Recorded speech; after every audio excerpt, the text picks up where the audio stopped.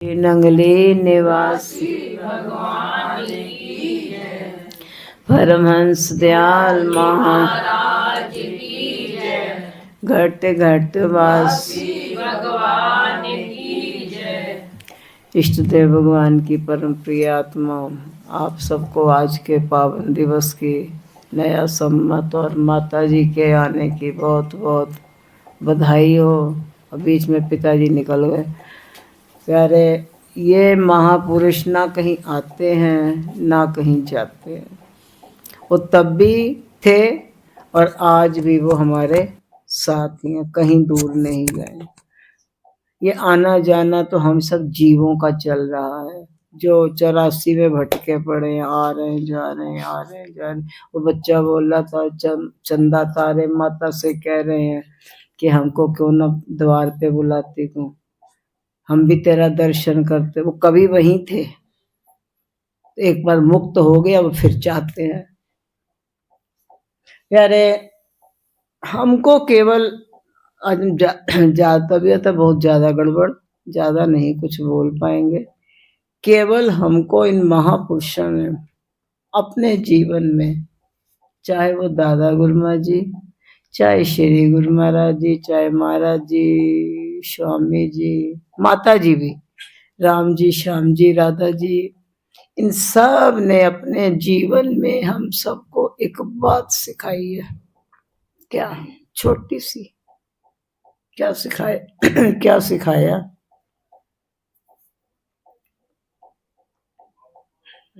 क्या सिखाया?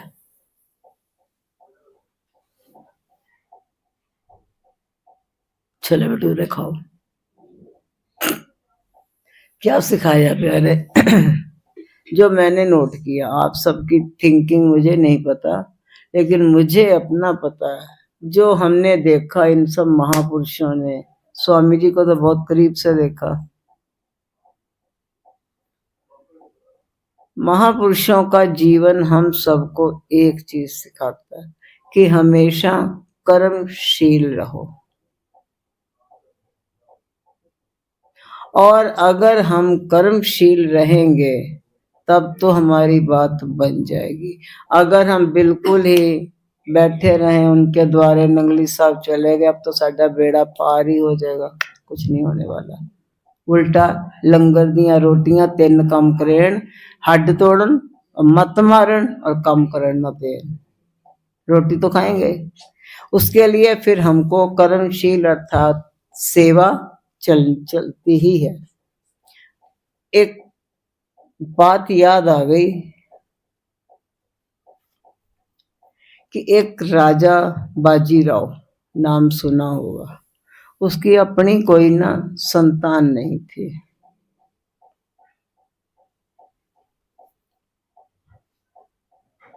अब उसको ये लगा, जब वो वृद्ध अवस्था में पहुंचने लगा तो उसे ये नहीं समझ में आया कि अब मैं ये राज सिंहासन किसको दूं,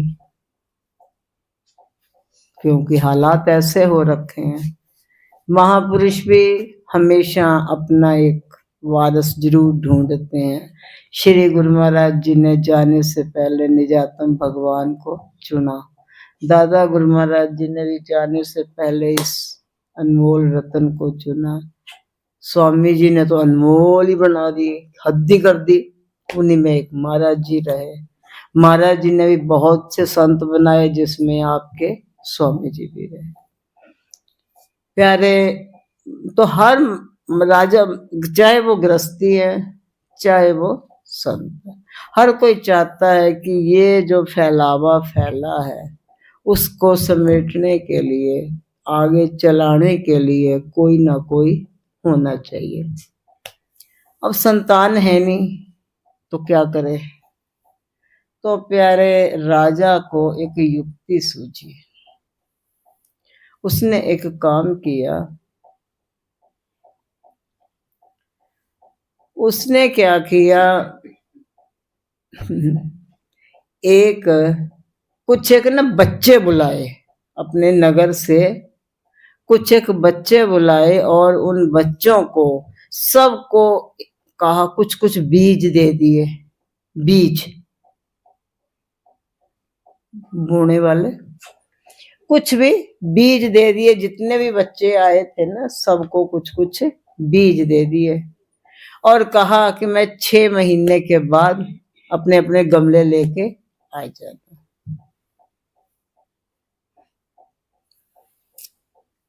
अब कई बच्चों ने 1 महीना देखा, फिर कुछ लोगों ने सब अपना हिसाब किताब देखा।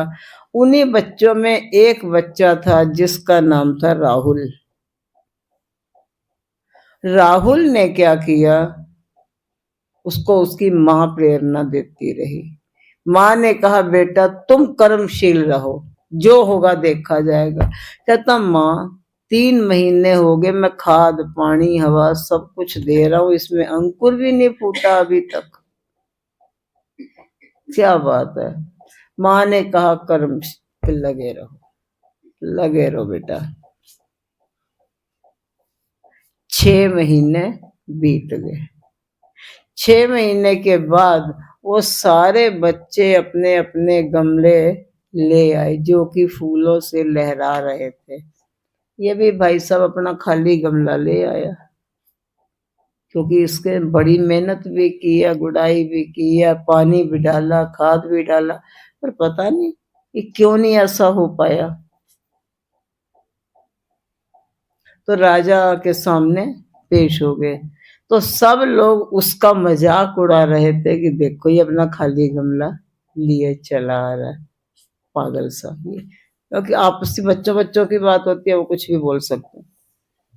उसने किसी की भी परवाह नहीं की, क्योंकि पीछे माँ ने कहा था बेटा तुम्हारे यार दोस्त अगर तुम्हें कुछ कहे तो तुम गुस्सा मत करना, ये सब ऐसे ही चलता है, और तुम अपना ठीक है।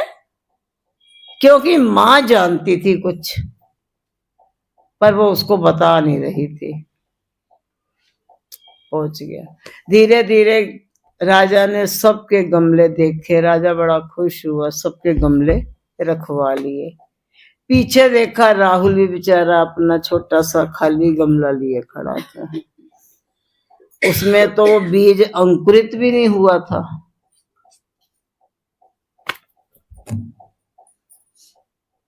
राजा ने उसको भी बुलाया, बच्चों ने बड़ी हंसी उड़ाई और साथियों ने कि ये क्या करेगा, खाली गमला, मेरा फोन भी खाली है, कवर भी खाली है, तो खाली लेके आया, इसमें तो कुछ भी नहीं है, और ये क्या कर राजा को दिखा रहा। पर राजा ने उसको बुलाया, बेटा तेरा गमला। कहता राजा साहब मैं नहीं जानता, मैंने पूरी कोशिश की है, इसमें बीज तो आपने दिए थे, खाद पानी धूप हवा सब कुछ किया, पता नहीं मुझसे कहाँ कमी रह गई, ये अंकुरित ही नहीं हुए। राजा ने उसका गमला भी, सबके तो रखवा दिए थे, राजा ने उसका खाली गमला ऐसे हाथों में पकड़कर बैठ गया। बच्चा भी बैठ गया। जब सबका हो चुका तो राजा ने कहा, और बच्चे हंस रहे थे खाली गमला देख के, कहा चुप हो जाओ। चुप हो गए। प्यारे राजा ने एक बात कही, उसने कहा कि बच्चों तुम जानते हो मैंने तुम सबको बंजर बीज दिए थे जिन्होंने उगना ही नहीं था, पर तुम लोगों ने बड़ी चालाकी खेली, अलग से बीज डाल दिए और लहराते हुए लाके दिखा दे हो। मेरे सिंहासन का असली वारिस तो ये है, क्योंकि इसने ना तो कोई हेरा फेरी की, ना कोई छल कपट किया, ना कुछ, और वैसे का वैसा निराश तो हो रहा है। कहता महाराज मेरी माँ ने कहा था बेटा कर्मशील बने रहो, तुम अपनी हिम्मत ना हारो, चलता रहेगा, कुछ तो होगा। माँ को जब उसने जाके कहा तो माँ ने कहा बेटा मैं जानती थी कि ये जो बीज है ना ये बंजर है, उगेंगे नहीं, लेकिन मैं ये भी नहीं चाहती थी कि मैं तुमको अभी से बता दूं, और अब तुझे पता चल ही गया है। अगर मैं तुमको उस वक्त प्रेरणा ना देती। अगर मैं तुमको उस वक्त कर्मशील होने के लिए आगे को धक्का ना मारती तो तू तो ये गमला गुमला सब फेंक देता। और कहता इसमें उगना उगना तो है नहीं, पता नहीं क्या खाली है महाराज, मैं क्या करूं, मैंने पूरी कोशिश की। तो राजा भी बड़ा खुश हुआ। तो राजा ने कहा असली हकदार मेरा तू है, क्योंकि तूने अपना कर्म नहीं छोड़ा। दूसरा, कोई छल नहीं किया। इन सब ने छल करके बीज बदल दिए और अपना फूल फल ला के दिखा रहे हैं मेरे को। मैं नहीं जानता कि मेरे तो बीज ही बंजर थे, ये तो मुझे पता ना। ऐसे ही प्यारे, जब एक बच्चा जन्म लेता है तो ये शरीर रूपी जो गमला है, इसमें आत्मा तो आ गई, और वो आत्मा को प्रेरणा कौन देगा, आत्मा को आगे आगे कौन बढ़ाएगा, उसके लिए संत महापुरुष होते हैं। जीव भटकता है, जीव परेशान होता है, लेकिन फिर भी महापुरुष उसकी प्रेरणा स्तोत्र बने रहते हैं और बीच बीच में बच्चों को गाइड करके कैसे कैसे करके संभालते हैं। और शक्ति ये नहीं कि यही शक्ति है, शक्ति हर नारी के अंदर है। हर, मेरे अंदर भी है, आप सबके अंदर भी है। ये मत सोचना इसके अंदर भी है, सबके अंदर है। बट हम सबकी शक्ति सो गई है। उसी शक्ति को जगाने के लिए संत महापुरुष बीच बीच में आते हैं और कहते नहीं, लगे रहो, सिमरन करते रहो, सत्संग करते रहो, मालिक के द्वारे पे आना जाना जारी रखो, तुम्हारा कहीं तो भला हो ही जाएगा। लेकिन हम जरा सी देर में हथियार गिरा देते हैं। कल परसों ये कह रहा था एक बात, कहता बुआ जी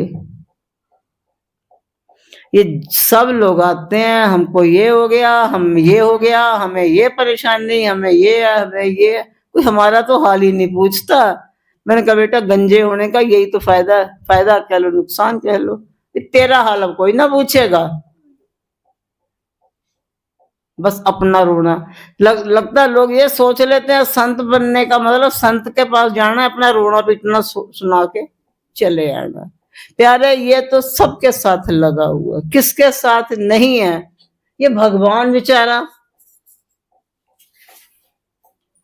और वो देखिए जंगलों, उसमें जेल में तो पैदा हुआ, वहां से भग लिया, और जेल में पैदा होने के बाद वहां से निकल भागा और आगे आगे सारी जिंदगी ना तो वो चैन से रहा और ना ये चैन से। बताइए इनका, केवल इनका तो उतना समय ही सही बीता जब तक ये गुरुकुल नहीं गए थे। बचपन में थोड़ा सा राजा के साथ कलोल हो गई, उसके बाद बताइए जी कौन सा कुछ समय वहां बीत गया, फिर मिथिला चले गए और मार दे बड़े बड़े राक्षसों को मारते हुए, और मिथिला गए तो वहां से सीता जी मिल गई, और सीता जी से ब्याह होने के कुछ मुश्किल से 2 दिन के बाद ही जो है राज सिंहासन की जगह वनवास। ये संसार प्यारे कभी भी किसी को नहीं छोड़ेगा। हम और तुम कौन से खेत की गाजर हैं? मूली बड़ी पुरानी हो गई है, कौन से खेत की गाजर है? हम ये सोचें कि हाँ हमको लोग ऐसे कहते हैं, वो ऐसे कहता है, ये ऐसे कहता है, बकने दो। उस बच्चे ने देखा, बच्चे उसको कितना चिढ़ा रहे थे, नहीं खाली गमला लेके आ गया, क्या कर रहा है? उस समय भी हमारे जैसों का दिल डोल सकता था। अरे राजा देखेगा तो क्या कहेगा, मैं खाली गमला लिए आया हूं, चलो मैं ले ही जाता हूँ। उसने, माँ ने कहा था, क्योंकि माँ उसकी उस वक्त गुरु थी, और माँ ने कहा था कि बेटा किसी की बात में मत आना। जो बड़ों की बात को नहीं सुनते, जो माता पिता की बात को नहीं सुनते, जो अपने से बड़ों की बात को ना सुनते, ना समझते, ना विचारते, उनका जीवन तो बहुत ही नर्क हो जाता। अगर हम ये चाहते हैं कि हमारा जीवन सुखमय हो ही जाए, गलती से हम ये मानते हैं कि हमारे किसके जीवन में सुख है, सब परेशान है अंदर ही अंदर। हमसे कोई पूछो तो हम बताएं अपना दुखड़ा कि हमारे जितना तो तुम्हें दुख है ही नहीं, हमें क्या क्या परेशानियां हैं, पर तुम्हें हमारा तो पूछोगे नहीं, तुम तो अपना राग रखोगे। सबके पास कुछ ना कुछ चलता रहता है। प्यारे, हमको कभी भी निष्क्रिय होकर के नहीं बैठना चाहिए। अगर हम निष्क्रिय हो जाएंगे, दो बातें होंगी। एक तो हम शरीर से तो बेकार हो ही जाएंगे, हमारा आत्म बल जो है ना वो भी कमजोर, क्या वो गिर ही जाएगा बिल्कुल। याद आया, एक टापू पे कुछ गिद्ध रहते थे, झुंड में चलते हैं ये। धीरे धीरे लगा उनको यहाँ पे थोड़ी दिक्कत हो रही है, तो उड़ के दूसरी टापू पे गए, तो वहां पे उनको खाने की पीने की किसी किस्म की कोई भी दिक्कत ना थी, चल रहे थे। कुछ दिन वहां पे रहे, तालाब से उनको जो है सरोवर सा बह रहा था, वहां से उनको मछलियां भी मिल जाए खाने के लिए, उनको मांस ही चाहिए और पानी तो है ही है, किसी किस्म की कोई भी दिक्कत उनको नहीं थी। मैंने बताया कि जो बड़ों की बात को नहीं मानता या बड़ों की बात को इग्नोर कर देता है, उसको बाद में धोखा ही उठाना पड़ता है। वो बच्चा जो राजा का वारिस बना, उसने अपनी माँ यानी कि उसकी जो बड़ी थी, उसने उसकी बात को नहीं काटा, जो वो कहती गई और वो करता गया और चला गया बेचारा अपना खली गमलाई लेकर के, बात उसकी सेट हो गई। ऐसे ही वहां पे प्यारे जब बहुत समय उनको ऐश करते हुए हो गया, किनको, गिद्धों को, काफी समय जब उनको ऐसे मस्ती करते हो गया, तो जो उनमें एक बुजुर्ग था ना, उसने कहा भाइयों यहां से चलते हैं, क्योंकि यहां पे तुम ऐसे निष्क्रिय हो जाओगे, अपना आत्म बल भी खो दोगे, कुछ भी काम करने की तुम्हारे अंदर शक्ति नहीं रहेगी, एकदम से निष्क्रिय हो जाओगे, चलते हैं कहीं और। उन्होंने कहा महाराज लगता बाप तुम्हारा दिमाग खराब है, यहाँ इतनी ऐश इशरत, तो कहता यही तो मुसीबत का कारण है, ऐश इशरती यही है मुसीबत का कारण। और अगर तुम जो है यहाँ से नहीं जाओगे तो एक दिन तुम निष्क्रिय हो जाओगे और मौत के घाट उतार दिए जाओगे। गिद्धों ने उसकी बात को इग्नोर किया, वो वापस अकेला ही अपने पुराने टापू पे चला गया, अकेला ही, बाकी सारा झुंड इधर ही था। कुछ समय बीता, 6 महीने, 7 महीने, करते करते 9 महीने बीत गए। तो 9 महीने के बाद प्यारे एक दिन उस बुजुर्ग गिद्ध को अपने साथियों की याद आई। ये जो सीरियल चलते हैं, इसका हमने एक टाइट वो निकाला मॉरल। चाहे कोई भी नाटक तुम देख लो, कोई भी देख लो, चाहे वो तुम्हारा वो सिमर वाला था, चाहे कोई भी, नाम नहीं मुझे याद, कोई भी देख लीजिए, उन सब के पीछे एक ही कारण है, मेरा परिवार, मैं अपने परिवार को दुखी नहीं होने दूंगी, ये मेरा परिवार है, मेरा परिवार। अरे तो आज शादी होके आई है तो तुम मेरा परिवार जिनका है वो पहले से चलाने दो, और उस मेरा मेरा मेरा के चक्कर में मुसीबत में पड़ जाते हैं बच्चे लोग। हम नहीं पढ़ रहे, हम भी तो पढ़ रहे हैं ना उसी तरह, ये मेरा ये मेरा, ये मेरा, ये मेरी कॉपी है, ये मेरी कॉपी है, मेरी कॉपी है। अब पता चला सोनिया को रखने को दी थी, सोनिया ने कहीं रख दी और मुझे कहीं दिखी नहीं, कहीं रख के ज्यादा ही संभाल के चली गई। अब वो तो गई चली और मैं मेरी कॉपी, मेरी कॉपी, और मेरे को बुखार चढ़ना शुरू हो गया। मेरी कॉपी, मेरी कॉपी सोनिया ले तो नहीं गई, पता नहीं कहाँ रख के गई है। लगता होती तो यही होती, जो है नहीं, लगता ले गई। अरे मेरी कॉपी, मेरे भजन ले जाएगी, मेरे। अब वो मेरे मेरे मेरे मेरे के चक्कर में हमें डिप्रेशन हो गया और हम बीमार पड़ गए। 15 दिन के बाद जब प्रोग्राम आया तो इसको पूछा गया, बहन वो तूने डायरी कहाँ रखी थी, ले तो नहीं गई? और नहीं भाई जी, वो तो मैंने अंदर वाड़ देती सी। हाय हाय, क्या ठंडा सा आया। हम सबके साथ भी यही होता। और वो गिद्ध, फिर उसको अपना परिवार याद आया, बुजुर्ग गिद्ध को, कहता चलता हूँ। फिर वापस वहीं पर गया और वहां जा करके वहां का सीन देख करके उस गिद्ध के आंसू आ गए। वो सोच में पड़ा भी, ये क्या हुआ। सभी गिद्ध कटे पिटे, कोई घायल है, कोई कैसा है, कोई नुचा पड़ा है, किसी का हाथ नहीं, किसी का पैर नहीं, मरा कोई भी नहीं और जिंदा भी कोई नहीं, सब अधमरे हो रखे। जिसकी हालत थोड़ी बहुत सही थी, जो बोल सकता था, उसने उसके पास गया और जा करके बोला, भाई क्या हुआ, ये सब क्या हो चुका है। उस घायल अवस्था वाले ने आंख खोल ली, अच्छा भाई आ गए हो, हम तो बड़े दुखी हैं, बड़ा परेशान हैं, और इसीलिए परेशान है कि हमने तुम्हारी बात क्यों नहीं मानी, क्यों नहीं मानी। बोले बात क्या हुई? कहते यहाँ पे हम बड़ी ऐश से रह रहे थे, एक बार कोई और दूसरे देश का या व्यापारी, उसने क्या किया, यहाँ पे कुछ जानवर छोड़ दिए। वो जानवर के पहले तो चलता रहा मामला, लेकिन फिर बाद में उनको ये लगा कि जो है पता नहीं क्या है, ये तो ऐसे ही है, इनसे कुछ होगा तो है नहीं। उन्होंने हम पे इन्होंने हम सब पे आक्रमण कर दिया, सबको नोच नाच दिया, क्योंकि हम तो निष्क्रिय हो चुके थे।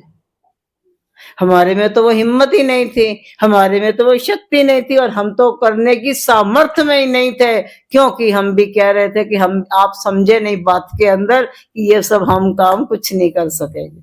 समझना पड़ता बात के अंदर। प्यारे, बात के अंदर तो क्या समझना था। उस गिद्ध को, बुजुर्ग गिद्ध को बड़ा दुख लगा। कहता काश तुम चले होते, वहीं पर गए होते और वहां जाके तुम्हारे हाथ पैर चलते रहते, वहां जाके तुम इतने निष्क्रिय ना हो जाते जितने तुम यहाँ पे ऐश में हो गए। क्यों हुए? क्योंकि उन्होंने कर्म करना छोड़ दिया था। हमको भी कभी भी कर्म नहीं छोड़ना चाहिए। अब हमारा भी रहता तबीयत ठीक नहीं है, पर सोचते हैं नहीं करेगी, कुछ तो कर ले, खाने के लिए ठीक हो जाएगी। हर आजकल खाया नहीं जा रहा कुछ भी, और फिर भी नहीं। तो अगर हम तरीके से उनके आशीर्वाद से, उनकी कृपा से अगर थोड़ा बहुत चलते रहेंगे, तब तो हम चलते रहेंगे। और अगर हमने 1-2 दिन के लिए छोड़ दिया, तो मुझे नहीं लगता कि हम तीसरे दिन उठ पाएंगे, क्योंकि शरीर तो ऐसे ही हुआ पड़ा बिल्कुल बेकार। तो प्यारे, ये मेरी ही बात नहीं है, आप सबके लिए भी एक छोटा सा सुझाव है कि अपने आप को निष्क्रिय मत, कुछ ना कुछ काम लगे रहो, ताकि वो तुम्हारा घर का चक्की चूल्हा तो करना ही करना, रोटी पानी और चौके भांडे ये तो होगा ही होगा। थोड़ा अपने लिए कुछ करते रहोगे, तब तो भैया फायदा में रहोगे। और अगर जो है वो छोड़ दिया तो दिक्कत हमें को ही होगी। एक दिन आप ध्यान का नागा कर दीजिए, दूसरे दिन मजाल है जो ध्यान में मन लग जाए, सवाल ही नहीं उठता। मुझे याद है कुटिया में थे तो कई बार हम सोचते थे आज बड़ी ठंड है, झाड़ू झाड़ू लगा देते हैं, पोछा नहीं लगाएंगे, नहीं लगाते थे। आज ही तो गए हैं भाई जी, उस दिन नहीं लगाया। अब दूसरे दिन हिम्मत नहीं पड़ रही है कि गार्गी उठ और पोछा लगा दे। वो फिर हमने कहा दिमाग खराब है, खान पीन में चंगे भले नाम जपड़ डोरे, चल उठ करके लगा पोछा। तो क्या है प्यारे, एक आधे दिन के अंदर भी हमारा शरीर निष्क्रिय हो जाता है। इसके लिए हमको कुछ ना कुछ कर्म करते रहना चाहिए। इसलिए इन महापुरुषों ने हम सबको एक ही चीज सिखाई है कि हमेशा कर्मशील रहो। और अगर हम कर्मशील रहेंगे तब तो हमारी बात बन जाएगी। और अगर हम ऐसे कर्म को छोड़ देंगे, कई बार इतना तेज बुखार होता है, उठा नहीं जा रहा है, सब कैसे उठेंगे? नहीं, अरे गुरु महाराज जी की सेवा ये ले जाएगा, चल उठ जा। सेवा नहीं देनी इसको, एक मन में बात है। गुरु महाराज जी की निजी से वो तो कर ही लेगा, अगर हम आवाज देंगे तो उठ जाएगा। तो नहीं उठ जा, कर लो। अब सेवा भी हो गई है, चलो थोड़ा बहुत भोग भी बना ही लेते हैं। अच्छा, आज हम कह रहे थे बर्तनों की सेवा नहीं करेंगे, हमसे खड़ा नहीं हुआ जा रहा, कमर में बहुत दिक्कत हो रही है, आज नहीं कुछ करेंगे। ये कहता चलो छोड़ो, हो जाएगा। फिर हमने सोचा हद हो गई, थोड़ा बीच में, हालांकि इसने कर दिया, लेकिन फिर भी जो है 2-4 जो लेट प्लेट रखी थी, कहता बुआ जी फिर। मैं कहता तू जा उधर झाड़ू पोछा कर ले। क्योंकि हमारा जो शरीर है इस तरीके का है, ये चलता रहेगा तो प्यारे चलता रहेगा। और अगर हमने एक दिन की इसको ढील दे दी तो दूसरे दिन ये खुद ढीला होता चला जाएगा। लाली को देखा, ऐसी मरी पड़ी है न, सबसे ज्यादा बेचारी अपने पेट से परेशान है, धीरे धीरे ढुलकती रहती है। और भाई को देख लो, दोनों ही एक जैसे मिल गए, दोनों ने स्टंट डलवा लिए, चल रहे हैं ना, धीरे धीरे कर्मशील बने हुए हैं तो चले हुए हैं। और अगर हंसी आती है, अच्छा लगता है, हंसी क्या आती है, मुझे अच्छा लगता है जब सुभाष जी कहते हैं भाई गुरु जी कहते, गुरु जी मैं आपकी ना यूट्यूब वाली इसको वीडियो दिखाता हूँ, और फिर कहता हूँ ला 10 रुपए, और वो मेरे ही तकिए से निकालती है, कहती ये लो 10। मन को इतना अच्छा लगा कि बढ़िया अपना हंसते खेलते जो है जीवन कट रहा है।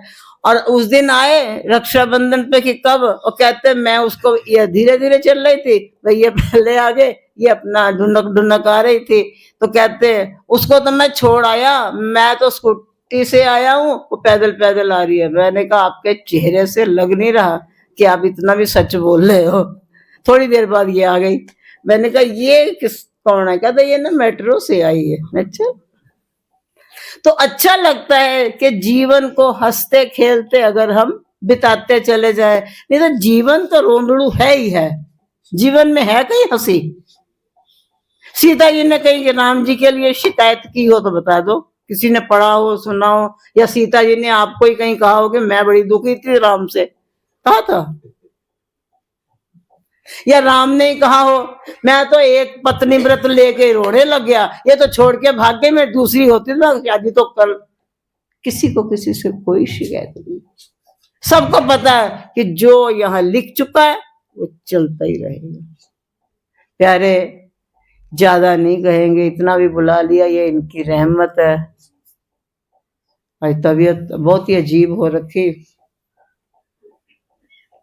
जीवन में अगर हम कर्मशील बने रहेंगे तो सुखी हम सभी होंगे, उन्हें कोई ना फर्क पड़ना, उनको नहीं पड़ेगा। और अगर हम कर्म छोड़ देंगे, आलसी बनेंगे, तब भी उन्हें कोई फर्क नहीं पड़ेगा, भुगतान फिर हमको करना होगा। तो प्यारे ज्यादा नहीं कहेंगे, आज के इस दिन की आप सबको बहुत बहुत बधाई हो। बोलो जयकारा।